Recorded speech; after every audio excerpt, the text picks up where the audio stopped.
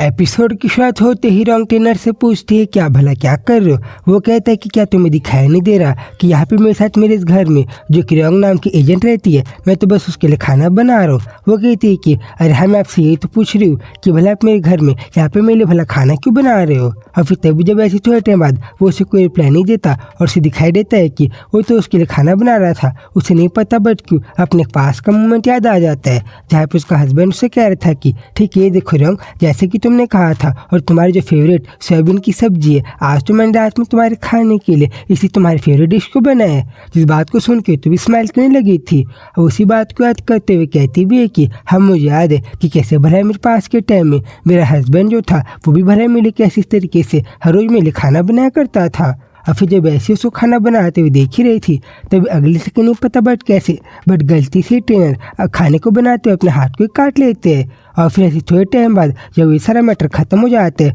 और रॉन्ग जब उस ट्रेनर के बनाए गए हुए खाने को खा रही थी तब उसे दिखाई देता है कि वो खाना तो भला कितने ज़्यादा बेकार बना था। वो कहती भी है कि वो तो अर्ध भला कैसे बेकार सा खाना बना है। वो कहता है कि अरे तुम्हें पता है मैं जब इस खाने को बना रहा था तब मैंने गलती से कुछ खाने के सामान को ज़्यादा डाल दिया था, जिसके बाद मुझे इसे ठीक करने के लिए इसमें एक्स्ट्रा शुगर और विनेगर कुछ डालना पड़ा था। बस इसलिए जो आज का खाना है ये थोड़ा सा अलग बन गया है। वो उस खाने को खाती है पर जब उसे खाना तब भी बेकार ही लगता है। वो उसे पूछता भी है कि क्या सही में अभिरंग, क्या तुम उस खाने को थोड़ा भी नहीं खाने वाली। वो बताती है कि वेल दरअसल ऐसा बस इसीलिए है क्योंकि मैं जब खाने को खाती हूँ मैं तो खाने को चूज़ करने में कुछ ज़्यादा ही पिकी हूँ और मैं तो खाने को बस अच्छे खाने को खाती हूँ। मेरा जो हस्बैंड था वो तो मेरे पास में हर रोज़ बहुत अच्छे खाने को बनाता था, ना कि अनलाइक कोई ऐसे इंसान की तरह जिसको तो ढंग से एक अच्छे खाने को बनाना भी नहीं आता। वो उसे डायरेक्टली टॉन्ट आने लग गई थी। तभी उसे गुस्से में आगे समझाते हैं कि एजेंट हान सेओरंग, तुम्हें पता है ना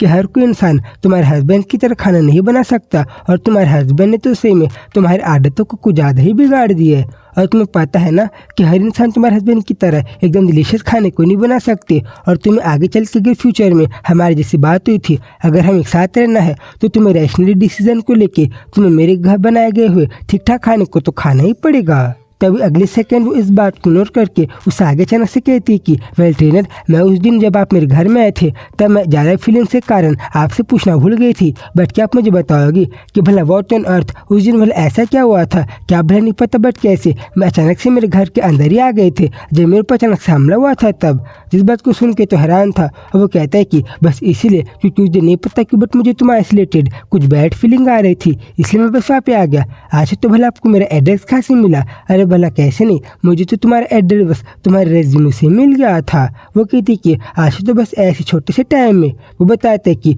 अरे ये चीज़ तो बस कॉमन सेंस है और मैंने जैसे कुछ लोगों से पूछा तब मुझे तुम्हारा एड्रेस और बाकी चीज़ें आराम से मिल गया। देन फिर आगे लोग की जब ये सारी बातचीत करना कंप्लीट हो जाती है तब रॉन्ग कहती है कि ठीक है वेल ट्रेनर, अब मैं आपको बता दूं कि हम लोग बस यहाँ पे ऐसी नॉर्मली रह रहे और यहाँ से जो थोड़ा सा आगे वो जो रूम है मैं आपको बता दूं वो मेरे हस्बैंड का रूम है, इसलिए चाहे कुछ भी हो जाए बट आप मेरे हस्बैंड के स्टडी रूम के में जाने के बारे में तो सोचना ही मत और आपको वहाँ पे जाने के बारे में कोई भी परमिशन ना आज मिली है और ना कभी मिल पाएगी। और फिर जब ऐसी ट्रेनर को अपने हस्बैंड के रूम में कभी भी जाने के लिए बिल्कुल मना कर रही थी तब वो कहती भी है कि हाँ मुझे याद आ रहा है, अभी तो मैं वैसे कोई फेरी टेल की टाइप की कहानी को बता रही हूँ। जैसे कि फेरी टेल की कहानियों में होता था कि जब हमें बताया जाता था कि कैसे अगर कोई नोबलमैन अगर किसी को अपने रूम में नहीं आने देता था और वो किसी भी पास्ट में अपने कोई भी मैंशन में अपने किसी भी करीबी इंसान को वहाँ पे अपने सीक्रेट रूम में आने नहीं देता था तब बोला उसके पीछे का रीजन क्या था। और एक बार जब ऐसी पास्ट में अपने नोबलमैन के कहने पर जब उसकी वाइफ की क्यूरियोसिटी उससे नहीं रह गई और वो तो बिन फालतू में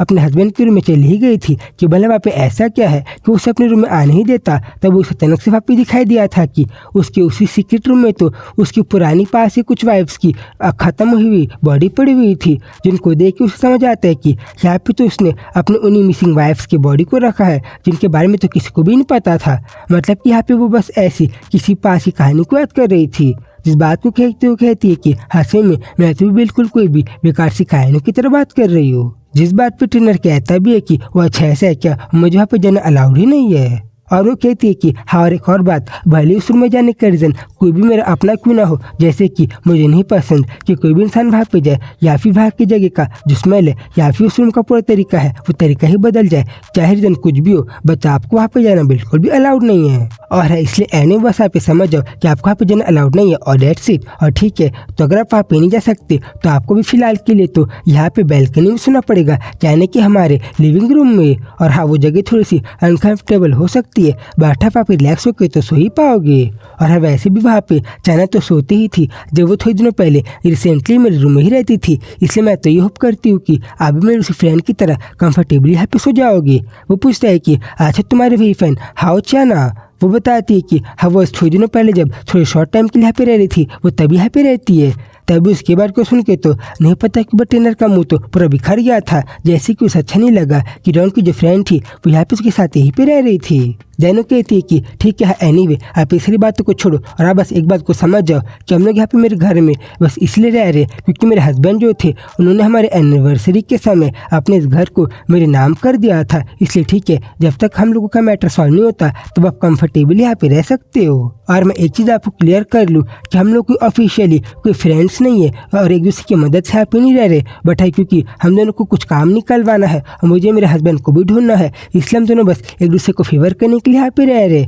और जैसी लास्ट में मुझे पता चल जाएगा कि भला मेरे हस्बैंड किंग ही उनका क्या हुआ है, और मुझे जैसे ही मेरा हस्बैंड लास्ट मिल जाएगा तब आपको तुरंत से यहाँ पे मेरे हस्बैंड की मिलती ऐसे जाना पड़ेगा, और तभी हम लोग का जो डील है ये डील यहीं पे खत्म हो जाएगा। वो कहता है कि गुस्से में, हाँ ठीक है, मैं तुम्हारी सारी बातों को एकदम अच्छे से समझ गया, और ठीक है, जब तक तुम्हारा हस्बैंड नहीं मिलता तुम समझ जाओ कि जैसे अब आखिरी में तुम्हारा हस्बैंड का सारा मैटर सॉल्व हो जाएगा, यानी कि तुम्हारा हस्बैंड सारा खत्म हो जाएगा या फिर उससे रिलेटेड जो सारी चीज़ें वो सारे मैटर सॉल्व हो जाएगा, तब वैसे ही मैं ऐसे चले जाऊंगा। और अब हम लोगों की डील तो तुम्हारे हस्बैंड की मिलते ही साथ या फिर उसके पूरे मैटर के खत्म होने के साथ ही एंड होगी। देन फिर किसी बात के साथ सीन चेंज होता है और हम लोग अगले दिन ऑफिस में रॉन को आगे बढ़ते हुए देखते, तो वो तो कहती भी है कि अभी तो मुझे बहुत ज़्यादा टायर्ड फील हो रहा है, और ऐसा इसलिए है क्योंकि कल तो ट्रेनर ने मुझसे कुछ ज़्यादा ही काम करवाया था, जैसे कि लिविंग रूम में रहते हुए रॉन्ग तुम मेरी लाइट को बंद कर दो, रॉन्ग तुम मेरे वाटर को ला दो, और रॉन्ग अगर तुम सो पाए तो तुम प्लीज़ मेरे छोटे मोटे काम को कर दो।